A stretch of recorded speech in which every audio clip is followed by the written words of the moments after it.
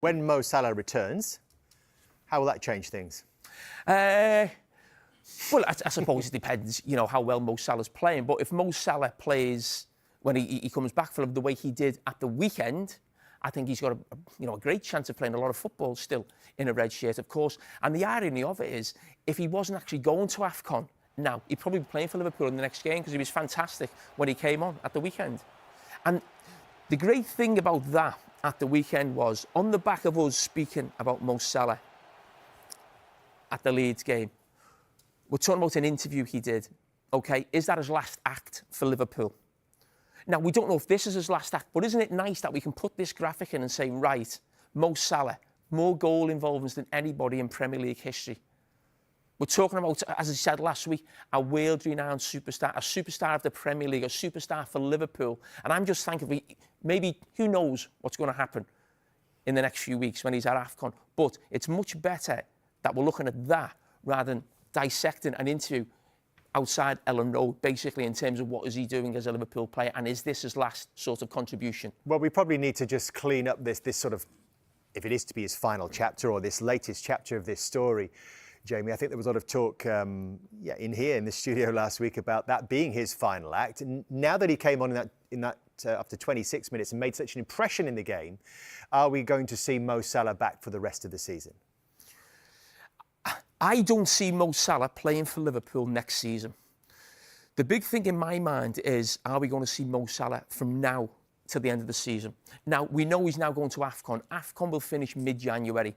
Now, it's obvious he's got an issue with the manager. And I want to give credit to the manager. He could have easily said, no, Mo Salah's not involved for this game against Brighton. He'll go to AFCON, we'll sort it when he comes out. But no, he thought, it's bigger than me, it's about the team, and it's more important Mo Salah's on the bench, and he made a contribution in the second half. But last week I was giving advice to Mo Salah and his agent, and I'm going to do it again, because what we saw at the end of the game against Brighton was Mo Salah, a lap of appreciation, if you like, a little bit emotional, with the cop there. He's probably not sure himself whether that's his last time at Anfield, but if he's thinking about moving on, I would urge him to think again. And the reason I would say that is, if Mo Salah is to move on from Liverpool now, the talk is he would go to the Saudi League, which is talked about over there, but probably nowhere else, except when the transfer window's open. Now, Mo Salah's not going to move and leave Liverpool to go to Barcelona or Real Madrid. We just mentioned the Saudi League. Now, Liverpool, in the second half of the season, they could get to an FA Cup final. They could get to a Champions League final. Can you imagine Mo Salah in Saudi playing for whatever team he's playing for, watching Liverpool come out in Budapest in a Champions League final? You come back at the end of January, you've got 3 months. OK, you might not get on with the manager. You'll start some games, you'll be sub some games, you won't come on in certain games. But also, what we see there then, it was nicer than what we saw at Ellen Road. But does Mo Salah deserve more than that as a Liverpool player? He deserves a guard of honour. He deserves a mosaic in the Kop. He deserves to be able to bring his family, his wife and his kids on the pitch in his last game and actually be celebrated for what he's done as a Liverpool player. So put your differences with the manager to the side and just think, 3 or 4 months at Liverpool. OK, the worst thing that's going to happen is I get this big send-off. The best thing that could happen is I'm walking out with my teammates in Budapest in the Champions League final. And if he was sat in Saudi Arabia watching Liverpool do that, I think he'd really regret it. Olivier, you are 39 and still playing. Mo Salah is 33. Still young. Yeah. Well, when you were at that stage, I don't know if you can remember, what are the things that you are thinking about when you are making big decisions like Mo Salah, it feels like, has in front of him? I was still hungry for more trophies, more wins, more competition. When you're passionate of this game, you just want to carry on enjoying the game as long as you can. At the highest level? At the highest level.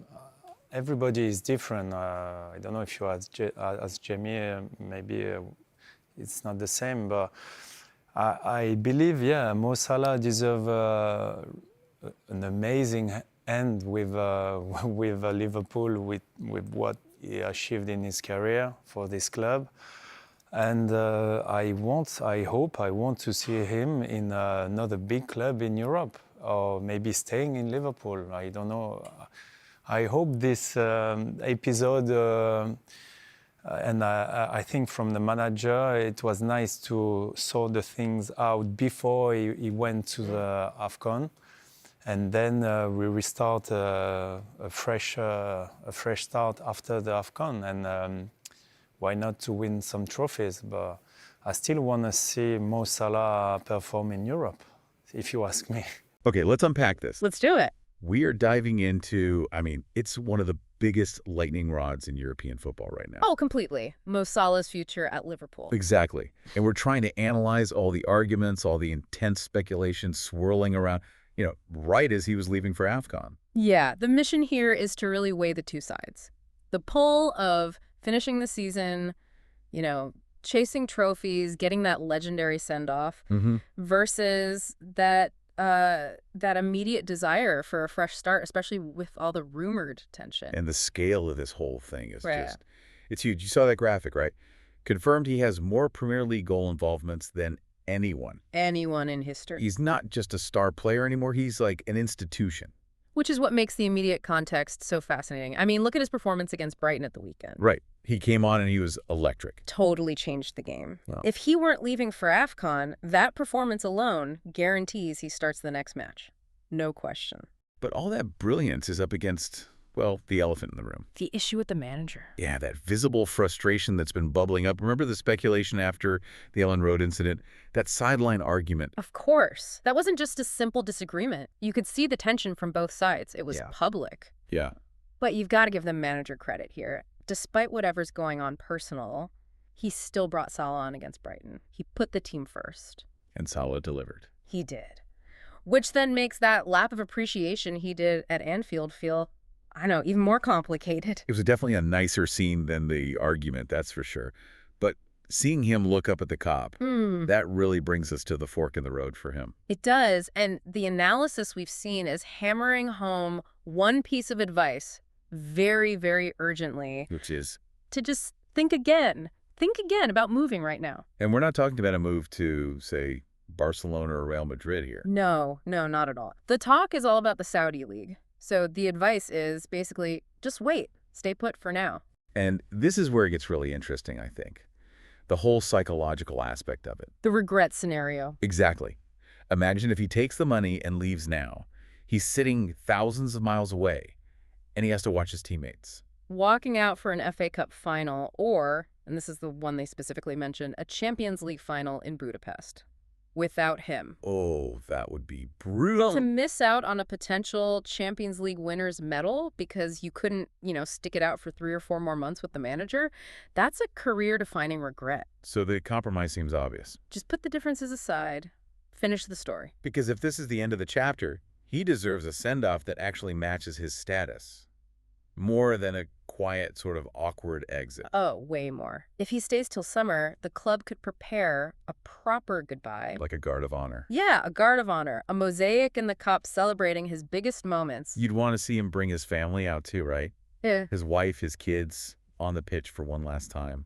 Absolutely. That's the kind of closure that turns a great player into like an immortal legend for the club. Of course, there is that alternative hope. Right. That he uses AFCON as a sort of mental reset.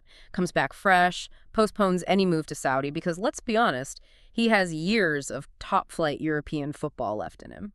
So, what does this all mean for you watching at home? It really boils down to 2 very emotional, very different paths. It does. A glorious ending with trophies and a huge celebration, or an immediate exit to solve an internal problem, but risking that massive eternal regret. And the manager had to put that personal issue aside for the team, but now Salah's away at AFCON. So here's the thought to mull over. If he goes and has a fantastic tournament, if he's the hero for his country, what pressure does that put on everyone when he returns in mid-January? Does a successful tournament make a fresh start seem impossible, or does it just remind everyone how vital he is, tension or not? That's the core decision, isn't it? What happens next?